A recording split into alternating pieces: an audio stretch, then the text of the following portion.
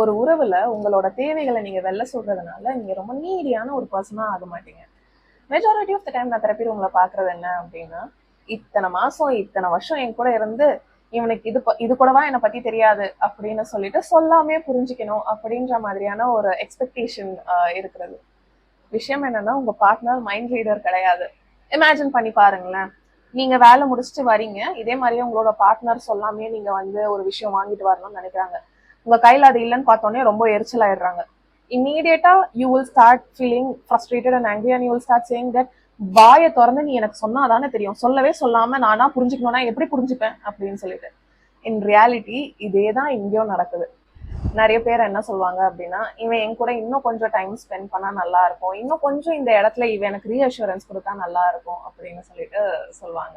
ஆனா இதெல்லாம் நான் வாய்ஸ் அவுட் பண்ணனா ரொம்ப வியர்டா இருக்க போகுது எங்க ரெண்டு பேருக்குள்ள, இல்ல ரொம்ப கிளிங்கியான ஒரு நீடியான ஒரு பர்சனா, ரொம்ப ஜெலஸான ஒரு பர்சனா தெரிய போறேன் அப்படின்னு சொல்லிட்டு எனக்கு ரொம்ப உள்ள ஒரு மாதிரி இருக்கு, அதனால நான் வெளில சொல்ல மாட்டேன் அப்படின்னு சொல்லிட்டு.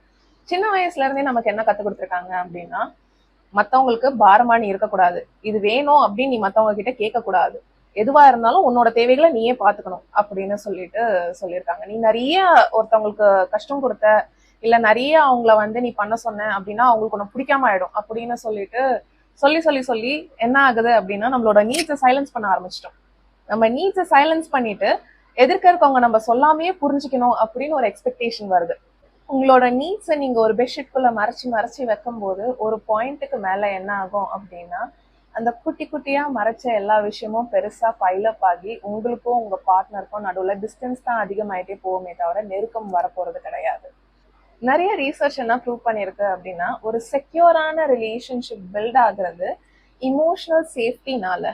அந்த இமோஷனல் சேஃப்டி எப்போ பில்ட் ஆகும் அப்படின்னா, நீங்க உங்களுக்கு என்ன தோணுதோ அதை மனசு விட்டு நீங்க பேசும்போது, எனக்கு இது கஷ்டமா இருந்தது, இது சந்தோஷமா இருந்தது, இது எனக்கு முக்கியம் அப்படின்னு சொல்லிட்டு நீங்க கம்யூனிகேட் பண்ணும்போது, ரொம்ப சேஃபா உங்களோட நீட்ஸை வெளில எடுத்து வைக்கும் போதுதான் அந்த இமோஷனல் சேஃப்டி அப்படின்றது உங்களுக்கு டெவலப் ஆகும். ஸோ நெக்ஸ்ட் டைம் நீங்க கம்யூனிகேட் பண்ண ட்ரை பண்ணும்போது, இன்ஸ்டெட் ஆஃப் சேயிங் இது கொஞ்சம் பைத்தியக்காரத்தனமா இருக்கும் என்னன்னா அப்படின்னு நீங்க சொல்றதுக்கு பதிலாக ட்ரை சேயிங், ஹே இது என் தலையில கொஞ்ச நாளா இருந்துட்டு இருக்க, கொஞ்ச நேரமா இதை பத்தி யோசிக்கிறேன், can I share it with you அப்படின்னு சொல்லிட்டு சொல்லும் போது, you are coming from a place of trust and safety instead of ஒரு பயமான இடத்துல இருந்தோ, ஒரு இன்செக்யூரான இடத்துல இருந்தும் வர்றதுக்கு பதிலாக. ஸோ பாட்டம் லைன் என்ன அப்படின்னா, உங்களோட தேவைகள் இன்னொருத்தவங்களுக்கு சுமை கிடையாது. இந்த தேவைகளை நீங்க ஒரு நெருக்கமான ரிலேஷன்ஷிப் பில்ட் பண்றதுக்கு ஒரு சின்ன இன்விடேஷனா பார்க்க ஆரம்பிங்க அப்படின்னு சொல்லிட்டு சொல்றேன்.